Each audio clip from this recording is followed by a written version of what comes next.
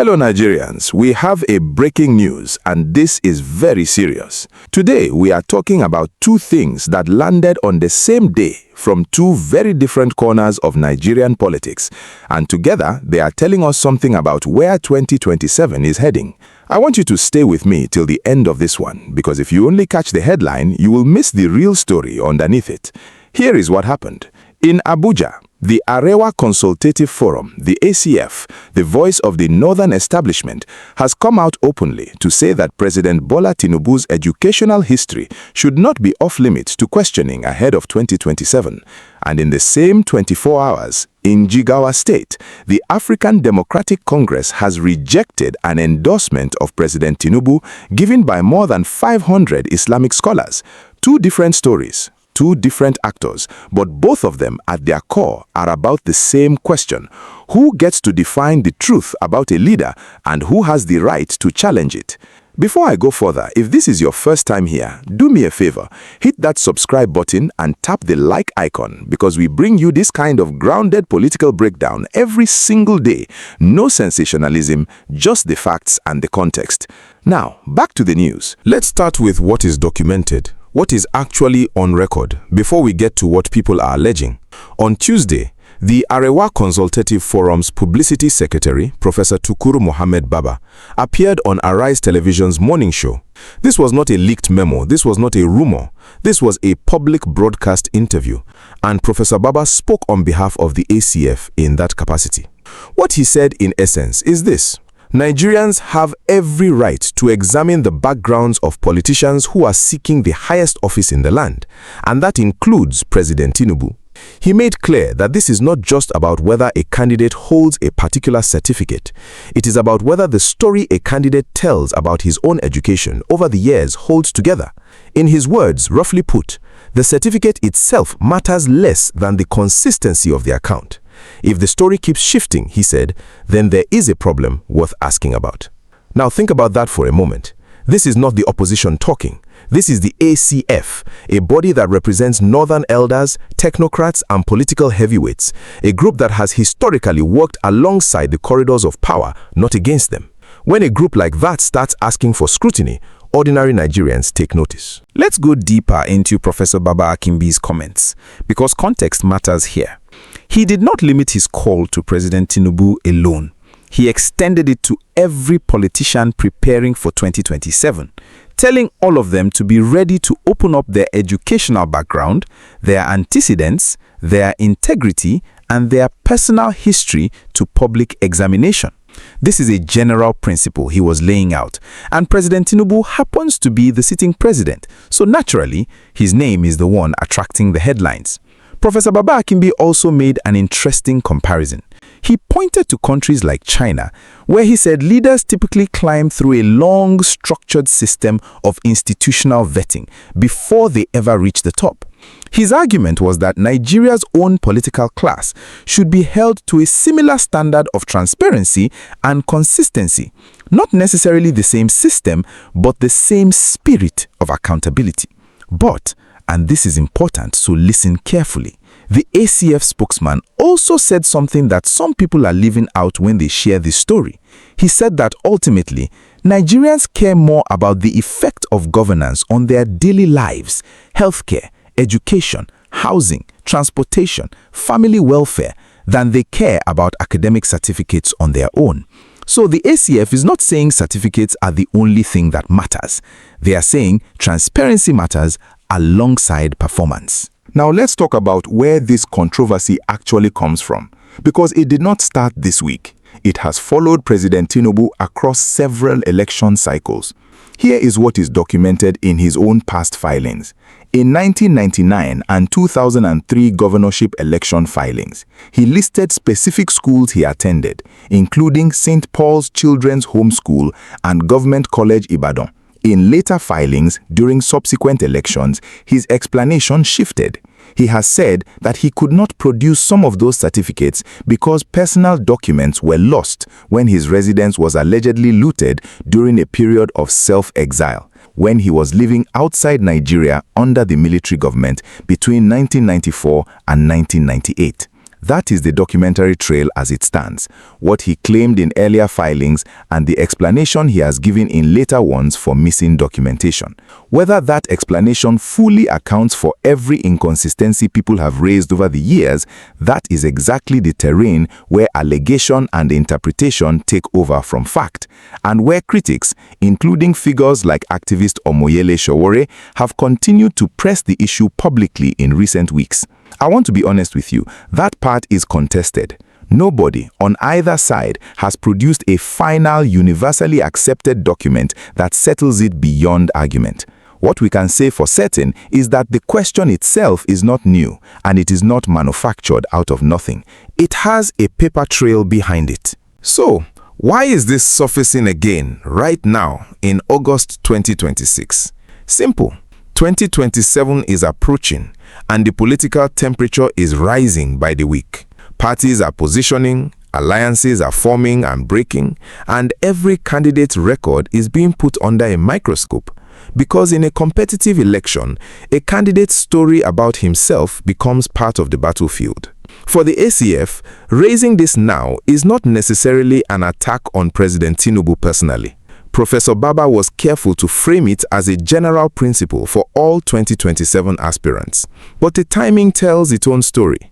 When the most prominent northern political forum starts talking publicly about the president's need for a consistent record, that is a signal.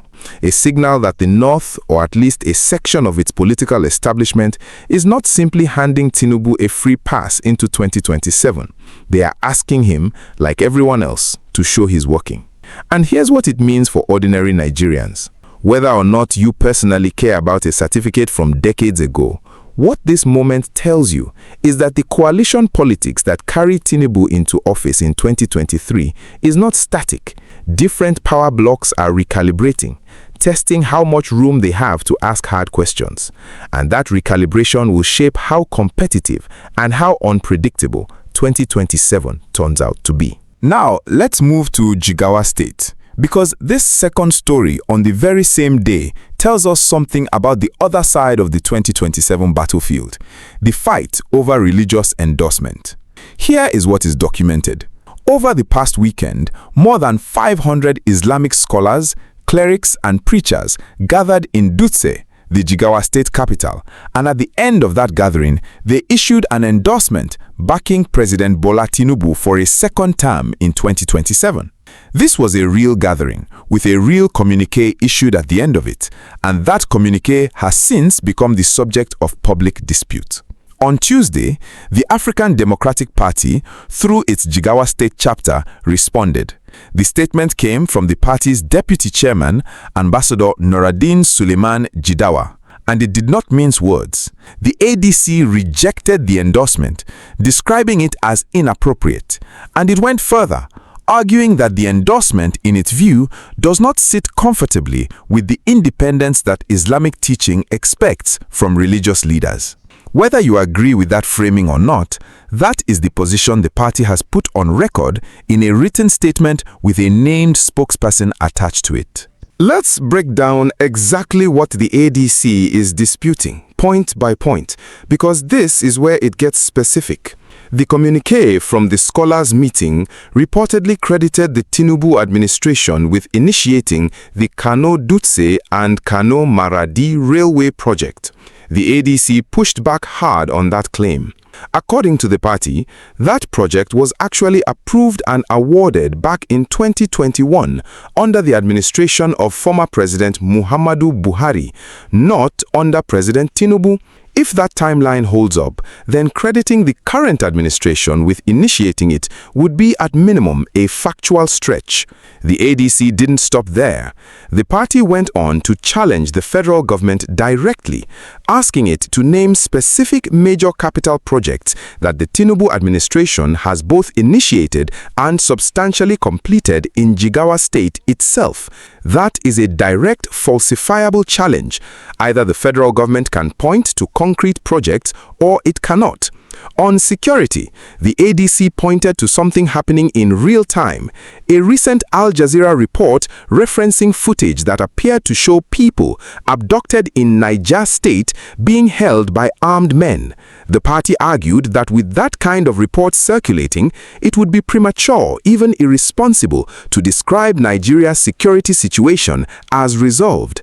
They also cited ongoing kidnappings and attacks in Kaduna, Sokoto, and Zamfara states as evidence that the Northwest security picture remains far from settled. Now, I have to separate for you clearly what is confirmed and what is still contested, because a good newsroom does not blur that line.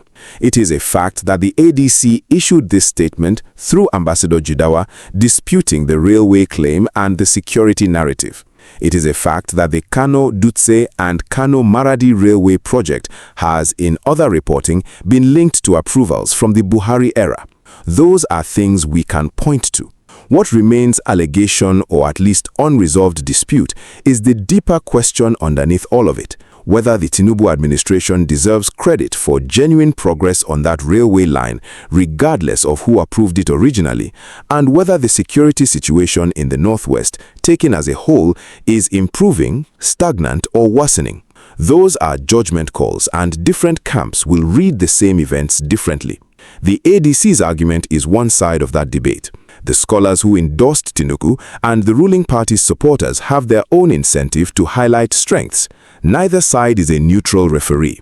That is exactly why you, the voter, need to weigh the specific, checkable claims, like who actually approved that railway project, rather than simply accepting whichever version flatters your existing loyalty. The ADC's statement went beyond the railway and the security question. Ambassador Jigawa also renewed the party's criticism of the removal of the petrol subsidy, arguing that the policy has driven up transportation costs and, by extension, food prices and the overall cost of living for ordinary Nigerians. This is consistent with the position the ADC and its presidential candidate, Atiku Abubakar, have been pushing more broadly in recent days. Atiku himself separately reaffirmed on Tuesday that he intends to restore a form of targeted subsidy if elected, after one of his own aides appeared to suggest otherwise. The ADC's core message to Jigawa's Islamic scholars, and by extension to the public, was this: judge the government by its record, not by endorsements. The party listed the specific yardsticks it wants Nigerians to use: security, employment, economic conditions, infrastructure, transparency, and accountability. Whether the Tinubu administration is meeting those yardsticks is, again, a matter voters will decide for themselves. But it's worth noting the ADC did name concrete categories, rather than simply making a vague accusation.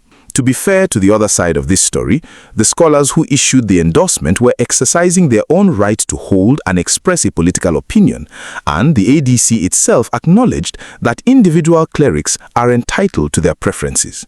The dispute is not really about whether they can support a candidate, it's about whether that support should be framed as a religious position representing the entire Muslim community, which the ADC firmly rejects. Now, let's step back and connect these two stories, because on the surface they look unrelated.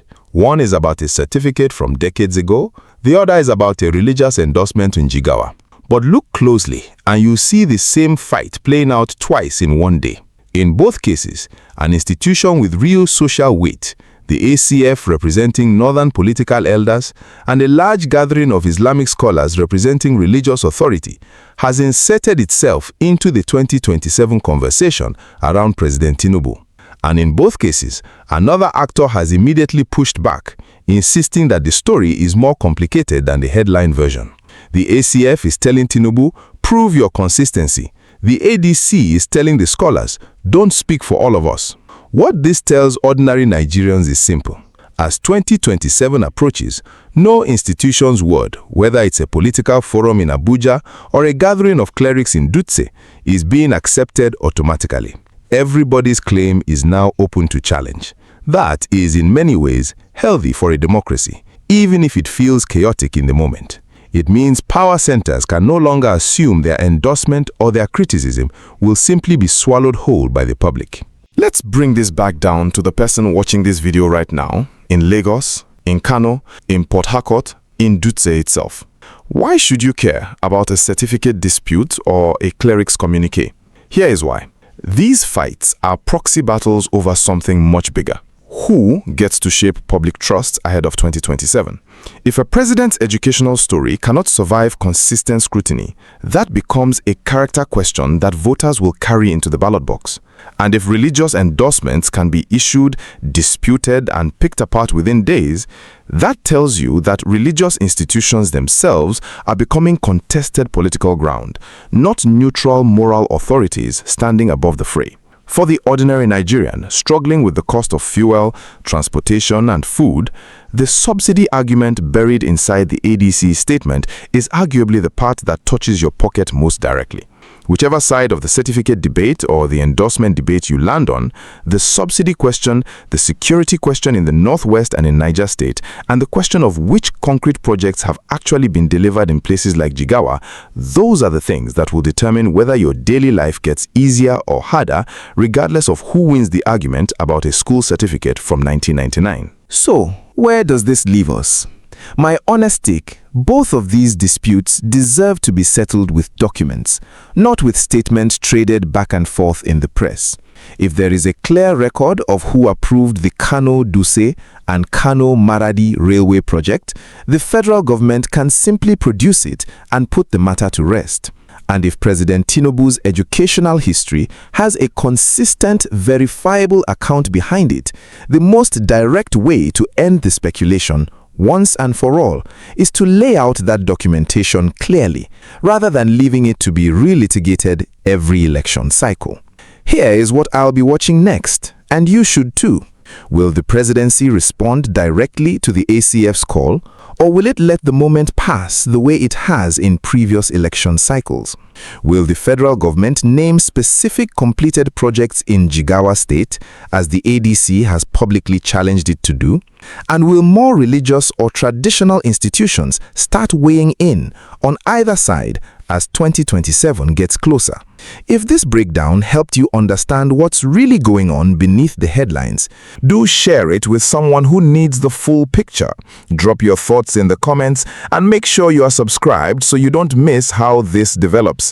This has been Niger News Online, bringing you the story behind the story. Till next time, Nigerians, stay informed, stay alert.